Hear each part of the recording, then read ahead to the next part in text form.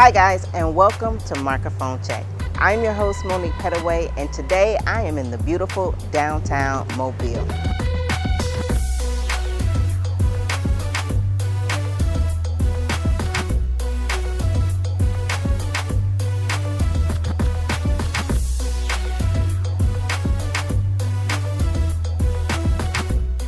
This city has rich history, architecture, and a lot of hidden gems. These hidden gems that I'm referring to are entrepreneurs. These creative beings have created a way for themselves and for others. I sat down with Mike Pendleton, and he shared with me how he has taken his t-shirts to a whole nother level. Well, hello everyone, and welcome to Microphone Check. I am joined here today with Mike Pendleton, the owner of Forest for the Tees. Mike, welcome to the show today. Thank you for having me. Awesome. So glad you could be here with us today. No problem. I'm excited to hear about your story. So let's start out with telling everyone, who is Mike Pendleton? Well, I'm Mike. I'm from Pritchard, Alabama. Went to Blount High School. Just a proud Mobilian. I've lived in Mobile, and I've also lived in North Carolina for an extended period of time, back and forth. So between Mobile and Southern Pines, North Carolina, which is right outside of Fayetteville, North Carolina. Okay. So tell us about Forest for the Tees, because it's not trees, but it's Yes. tees. Forest for the Tees. Well, actually, the idea of Forest for the Tees was a spinoff of Forest for the Tees. I mean, trees, because I always like that motto, because people always say, you looking right at the forest, but you can't see the forest for the trees. And then I always wonder, like, what does that mean? Right. Well, you can actually see the trees, but you don't see the forest. The forest is like all the trees together. Like, if you just see a single tree, that's not a forest. It's Right. a tree. But when they all together, they become a forest. So I always like that. So when I started doing clothes, I was like, I want it to be more than just about the T-shirt. I want it to be about the whole collective, basically. Okay, so tell us what it's like being an entrepreneur in this industry, because I see a lot of people have gone into T-shirts, and so you've actually gone into this industry as well. So what is so special about this industry, and what do you feel is it bringing out to the world? T-shirts, to me, is like saying stuff without verbally saying it. You can have something on your shirt, and somebody will be like, oh, I like that shirt, but you never even said hello to them, or you just walking by, oh, I like that shirt. Where you get that shirt from? It's like a conversation starter to me. And it gets a lot of stuff across, like, without saying. It's like nonverbal communication, and I like that because it's like a real attraction. Like, you got your shirt on now, I'm like, oh, I like how the designs is on it. And then like, then they'll be like, oh, where you get that from? Oh, I make these. And then that starts the conversation, and just kind of go on from there. So it's like a real good nonverbal tool, and it's also like art that you could wear. I can get a picture of like this picture right here and put that on there. It's an actual art piece, and I just put it on the shirt, so I can walk around with the art on me, and it's not on the wall. It's just like a billboard on my body. Right, right. So talk about the different types of artwork, because your T-shirts are not the average T-shirts. Yours have a specific design, not something that you see in the stores, but yours is very special. So talk about your artwork and what it represents. Okay, my first T-shirt that I started off with, the Straight Face Mafia T-shirt, and that came about almost like in a joking fashion, because people were like, oh, every time I see you on pictures, you never smile, and you always got a straight face. And I was like, straight face. And it just kind of just like, sometimes you hear a word and it just like echoes in your head. So it was like straight face. And I was like, okay. Then I always try to take stuff that people would consider negative and try to flip it to a positive. Like, people think mafia, they think of like people, the mob, gangs, and all kind of stuff like that. It's not like that. A mafia can just be a group of friends. Like, people say one or two people is considered a gang. So the more people, the bigger your gang is. Right. So my mafia is my people that wear my shirts, and that's my gang, that's my troop, that's my posse, whatever you want to call them. Then I got other shirts, like I got the No Freebie shirt, and that came about because when I did the Straight Face Mafia shirt, people were like, I need to get one of them shirts for free. And I was like, I can't be giving away no free stuff, man. Right. So, and I was like, you know what? I'm going to do a shirt that just said clearly no freebies on there, so you already know before you even ask, these ain't free. These are not for free. These are for sale. And I have another shirt, the Hustle Mania shirt, and it's kind of a spin off of you remember Hulk Hogan, the wrestler? Yeah. He had Hulkamania. Yeah. But then I like to put people get the word hustle mixed up. They think, oh, hustling, drug dealing. But like a hustle is like you can have a 9 to 5 and you got a 5 to 9. That's your hustle that you're trying to make extra money to kind of make sure you get everything taken care of. So the hustle mania, when you go crazy, you want to go crazy when you're getting your hustle done. And then I have what else I got? I got one. I'm a shoe connoisseur, as I like to call myself. So I have a shirt that says "She loves my kicks" on it. It's got a heart on it. She loves, and got a pair of shoes on it hanging off the shoestrings. And I have what else I got? I got so many. I got so many that I'm like really coming up with still. I'm trying to think of all the ones that I have currently out. I got Go Be Great. It's the way I came up with that was a friend of mine from North Carolina. Again, she's an R&B singer, and she had a song called "Go Be Great." And I was like, man, I really, really like that song. It's like positive. And I was like, so a lot. And then a lot of people, I hear the saying a lot, oh, these people won't let me be great. I can't be great. I'm like, don't worry about what somebody gonna let you do. Just do it. Just go. Right. Go be Just great. be great. And then I put it on. I got put it on the one-way sign, like you see on the street, one-way street. So I took the one-way part off and wrote "Go Be Great" and graffiti on there. So it's like pointing you in a direction, just in case you don't know which way you need to go to be great.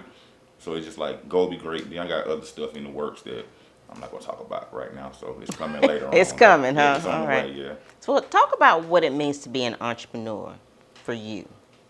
Well, when I started doing it first, it was just a way to kind of make some extra money because I had a job at the time, and I was it was like you get paid once a month.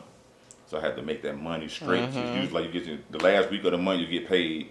Then by the second week of the next month, you ain't really got nothing left. Everything taken care of, but you ain't got nothing left for yourself. So it was a way to like bring some extra money in. That's what I started. Then it just started becoming like, it almost became like a movement within itself because I ordered 20 shirts the first time. I'm like, hey, if I put this on a t-shirt, who's gonna buy it? People are like, oh yeah, I'll buy it. So I said, okay, just tell me what size you want. I had 20 shirts, and I was like frightened. I'm like, I'm not gonna be able to get rid of these 20 shirts. What if somebody don't come pick it up? 2 days later, I was ordering 35 more shirts. So it was like, it just went that fast. Because I was like, wow. Because I always tell people, I try to make the shirt specific for them. Like if you want the shirt, you're like, oh, I want a green shirt, but I want my logo to be white. So that way, when you walking around, you might see somebody, oh, you got a Straight Face Mafia shirt on, but it don't look like mine. So it's almost like a custom thing. Specially ordered. So I don't ever want to order in bulk or order 100 black t-shirts and I'm just stuck with 100. I'm stuck with 59 because nobody not buying it because everybody got the black shirt. And then when you do it like that, it's almost like, as we were talking earlier about, it's being like a piece of art. That's your specific piece of art of my brand. Wow, that's awesome. So in the industry of t-shirts, what do you consider to be the toughest part, especially being an entrepreneur? What's the hardest part about being an entrepreneur, being in business for yourself? The hardest part to me starting out was just finding somebody to press the t-shirts. And then, the real hardest part I struggle with a lot is the price point. What I want to sell it for. Because some people be like, oh, you want that much for a t-shirt? But then they'll go buy a t-shirt from somebody famous. I ain't gonna put nobody's name because I don't want to throw nobody under the bus. Right. Somebody they don't even know. And they'll pay $50 for their t-shirt, and it's made the same way that my $20 t-shirt is. I ain't paying no $20 for a t-shirt. Who you think you are charging $20 for a t-shirt? Right. And then, such and such got a concert, and they selling her t-shirts for $50. Give me 2 of them. Right. But so I try to make it affordable, but not cheap. Cause like the product is good, so I don't want to shortchange myself, but then I don't want them to have the shirt like a week and they wash it and it like disintegrate in the washer. So mostly the price point is the hardest thing for me because I don't want to feel like I'm overcharging somebody. Right. But people that I've come across, they don't argue with the price. They're like, how much is it? Where I need to send the money to. So, but that's just me personally because I know how I like to kind of preserve my money. But I know if I want something, I always tell people all the time, people gonna buy what they want. So you can't worry about the price too much. You put your price out there, if they don't want to pay it, then hey, that's fine. The next person like, move out the way, let me get it. Right. So what would you say to that up and coming entrepreneur who's looking to do what you're doing? go, just do it. Just the worst thing that can happen is you might fail, but you can also succeed. It's always a 50-50 chance. But if you got a dream, work on it. Just don't sit around and think, oh, I'm gonna make some T-shirts one day. Cause I said that for a while. I'm gonna just do these T-shirts.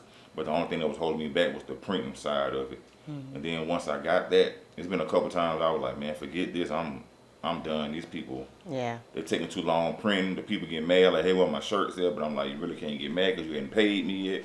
But they paid. I got it now, so where they actually, more people have now been paying up front. And a friend of mine was like, man, you're doing something that people don't normally do. I was like, what is that? Like, you got black people to pay up front for something they ain't even got yet. And I was like, it ain't just black people. It's a lot of different people, but I see what he's saying. And they're real patient with me because I know I make it custom designed for them. So they're real patient. I always check with them.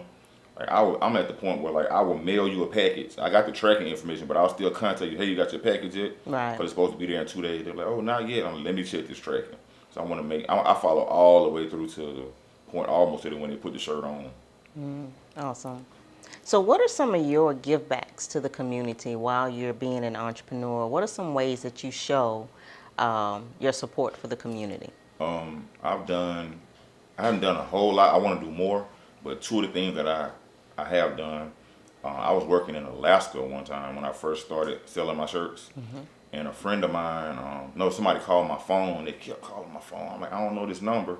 So I was just like, I answered. I'm like, I'm in Alaska. I'm like, hello? And they're like, yes, I thought this was the number for, it was like a mission, a church mission. Like for, it was like a family that got put out by a storm and they were like stuck.